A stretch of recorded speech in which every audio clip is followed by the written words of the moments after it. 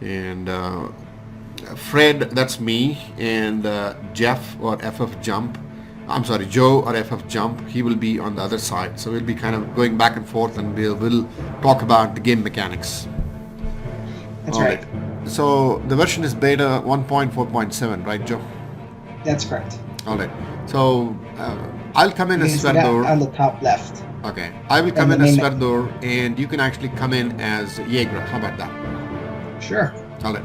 So the first thing you want to do is select the character. Just click on this screen, and you have the choice of three avatars: Sverdur or the swordsman, or Yegra or the huntress, and Smidur or the smith. And all of these names are actually derived from Old Norse. As you can see, Sverdur literally means swordsman, and Yegra means huntress, and Smidur means the smith.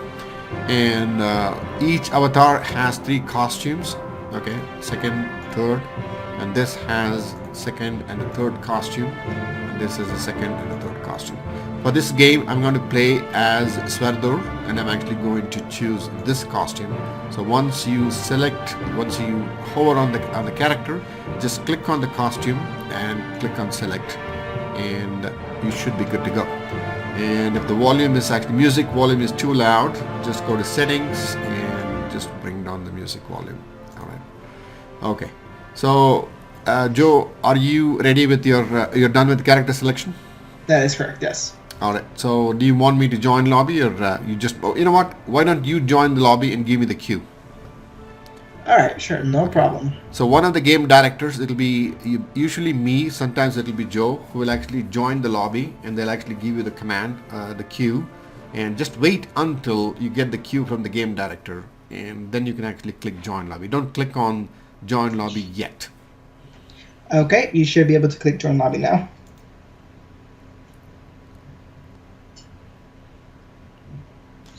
All right, so this is me, Fred the Coder, and this is FF Jump, or Joe, the game director. He's on the blue team, also called as Hetur or the heroes, and I'm on the red team called Draugar, or the ghosts, and again, Old Norse names.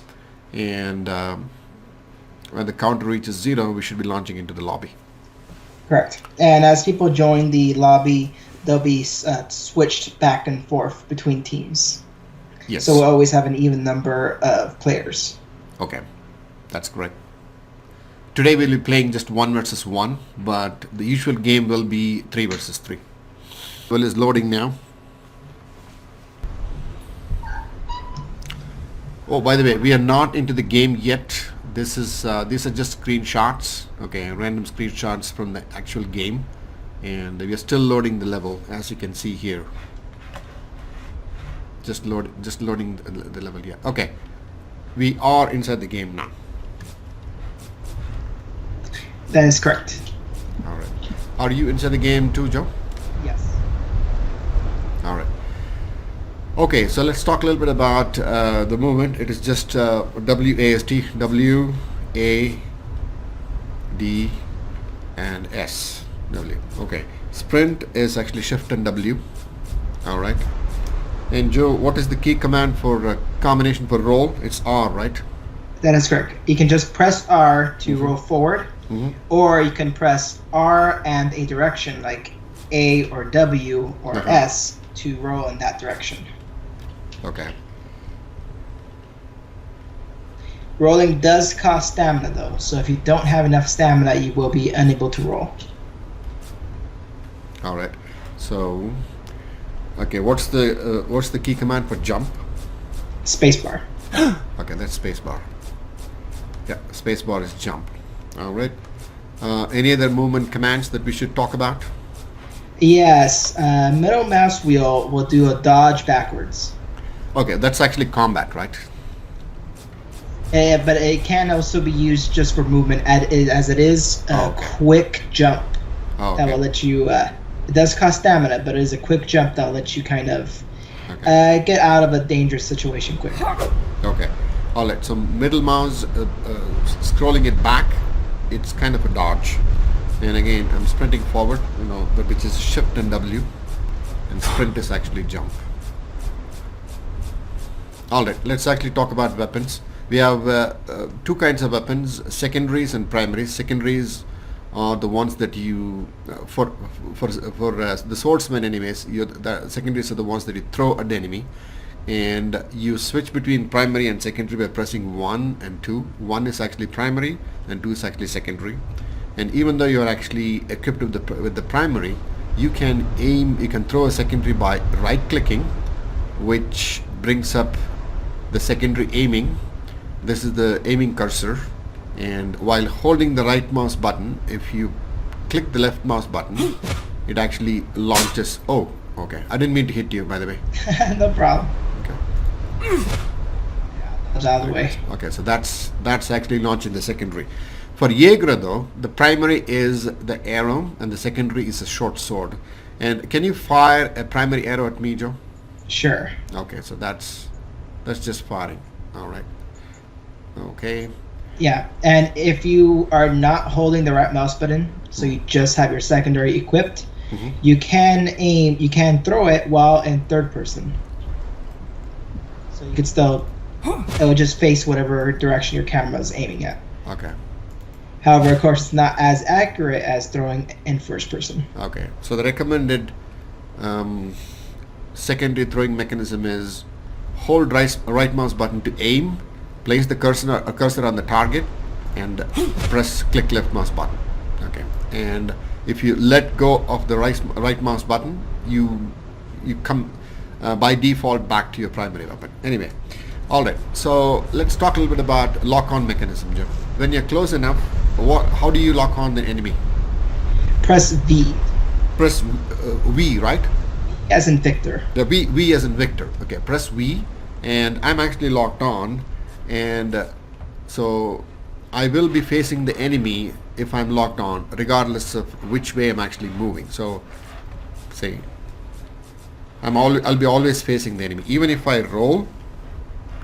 After the roll, I'll be facing the enemy. So this will be useful in close combat situations, and you will always be facing the enemy, right? And even when you're going backwards, you will be facing the enemy and going backwards. And the lock-on actually disengages itself if you get out of range. You have to be within a range in order to lock on. And if the enemy gets out of the range, the lock-on automatically disables. All right. Okay, let's actually talk about flaming weapons and special abilities. For Sverdur, if you press F, you get the flaming weapon or the flaming sword. But remember, the Brugga or the green color mana is actually drained, so you need magic in order to enable this. And if you press F again, this is a toggle button, so the flaming sword actually goes down. Okay. And what is your special ability, Joe, for Jaegra? She actually has flaming arrows. Oh, flaming arrows, right? Okay, I'll let. That Can is you correct. fire a flaming arrow? Yeah, I'll shoot some right here. They work similar to a flaming sword, but of course it's a ranged attack instead. Okay, maybe you can come right next to me and fire a flaming arrow. Directly at you? No, no, no. All right, here, let me just shoot one. Hold on, I'll This stand direction. right behind you. Okay, I'll let. All right. Okay, there you go. So that's a flaming arrow. And remember, all flaming weapons, they need Brugga. All right. And as long as they are active, they will be draining Brugga too. That's so don't forget to important turn too. it off So if you're not using it. if you keep the flaming weapons on, they will constantly be draining mana. Mana in the game is called as Brugga, which is the third bar. That's the green bar. And health and stamina, they're actually self-explanatory. All right. So let's talk a little bit about the blocking mechanism. How do you block? The middle mouse button or secondary mouse button will bring up your shield. Okay, middle mouse button brings up the shield. Let me just hit you and see if we can actually block. Okay. Okay, face towards me, please. There you go. Okay, you're facing away from me. There you go. Sorry.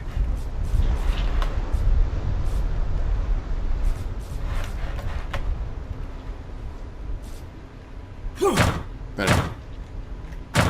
Okay, she blocked it. All right. So I'll try to block as well. Okay. Good. Alright, so how do we do a jump attack, Joe? By pressing spacebar and left mouse button at the same time. Like that. Like that. So that's a deadly strike, and if it connects, it can cause enormous health damage. So again, spacebar and the left mouse button at the same time. Yes, but you need to have enough stamina to be able to use it. Yes, if you don't have enough stamina, you cannot perform the jump attack. Okay, you can jump, but okay, so that's a jump attack. But let me do another jump attack.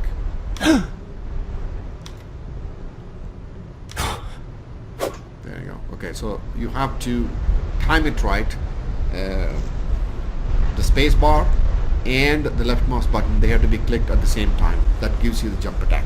With the jump attack is it will usually cause a head strike, which will deal massive amounts of damage compared to a normal attack. Yeah, head strike. Yeah, as Joe mentioned, head strikes are they could be really dangerous, and if you're armored, you will suffer 50 health damage. If you're unarmored, you will die right away. Yeah. The jump attack will also home in on a target if you're locked on. Yeah. If you're not locked on, yeah. If you're not locked on, it'll just go in the direction you're facing. But if you are locked on, it will actually home in on the target. But the target can move out of the way. So it will only home in on where they were when you did the jump attack. So it's possible for them to roll out of the way and you not to get damaged. Okay. So let me try to do a jump attack on you and try to roll away, okay? I'm locked on to you, by the way. Okay. There you go. If she had been standing still, she would have been annihilated, right? Yes, correct. But now I'm right behind you, so now I can attack you instead. Okay. All right. So that's good. Okay, so anything else we need to talk about when it comes to combat? Should we talk about the different types of slashes? Okay, so show me the different types of sword slashes, please. Okay, there is a vertical slash, which is left mouse button. Okay. There is a stab, which is mouse wheel forward. Okay. Is a horizontal slash with control left mouse button. Okay. A diagonal slash with shift left mouse button. Okay. And a diagonal upward slash with control shift left mouse button. And in addition, B as in Bob will perform a special attack, like a kick or a shield bash for this further. Okay, B as in Bob. Correct. You have a shield bash, I have a kick. Okay. And the I would recommend the vertical slash is easy to get head strikes with. But you have to be very close to the target to do so. Shift left click won't usually get a head strike, but you can use it while sprinting. So if you want to just be on the run and attacking instead of standing still, that might help. Okay. It's useful if you're surrounded by enemies. Control shift left click is situationally useful depending on how they're blocking. And a stab is always useful to get the target if they're trying to run away from you, as it's a longer reach. Oh, okay. Okay. And then these special attacks are just different in what each one does. So it really depends on what the special attack is. Okay. Like this kick, for example, has a very long reach and might get a head strike because it reaches so high up. Okay. And also, B for Bob, the special strike, it also needs stamina. If you have less than 50% stamina, you cannot perform a special attack. Yes, that's correct. All right. So I think we covered all the combat mechanics. Anything else that we missed? Yes. One more thing. When you are blocking, if a weapon, it's possible to still damage the other person if your swing misses their shield. Okay. So, if you perform for example, if you performed a different type of slash that could get around their shield, that would be helpful because then they still take damage. Okay. And in addition, the stamina bar actually affects the amount of damage you will do. So you will need to keep an eye on that, as the more stamina you have, the stronger your attacks. And likewise, the less stamina, the weaker your attacks. So if you're completely tired out, your attacks might be doing very little damage. So keeping an eye on the stamina bar is important. Yes, it's very important.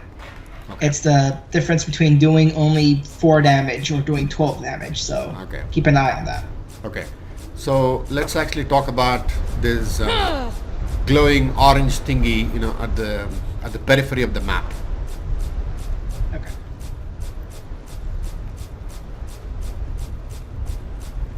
That is actually the murky field, and murky are flesh-eating insects, and if you get outside this murky boundary, you will be eaten alive, which means you will your health will start actually going down continuously. Okay, so I'm crossing the murky boundary, and just to give you a visual indication, the whole camera field will be overlaid with a red glow. So you will be losing health constantly as soon as you step out of the murky boundary. So now I'm trying to come inside, and okay, now I'm inside the boundary. Okay, I'm no longer losing health. This is actually to force the players to stay inside a bubble and fight it out, so that players cannot just wander off to infinity in the map.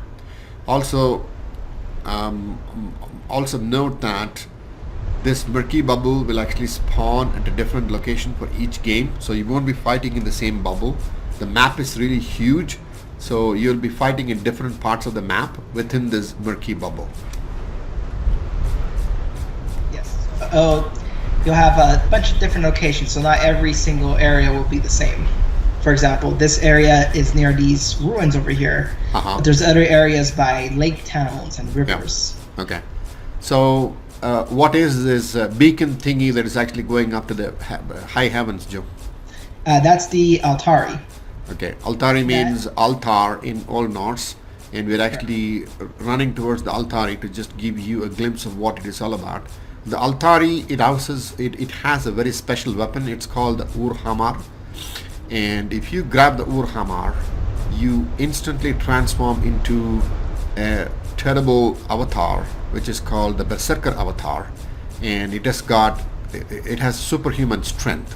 So sometimes it might be a good idea to just run towards Altari and capture the Urhamar. So I will actually demonstrate the whole process of how to become a Berserker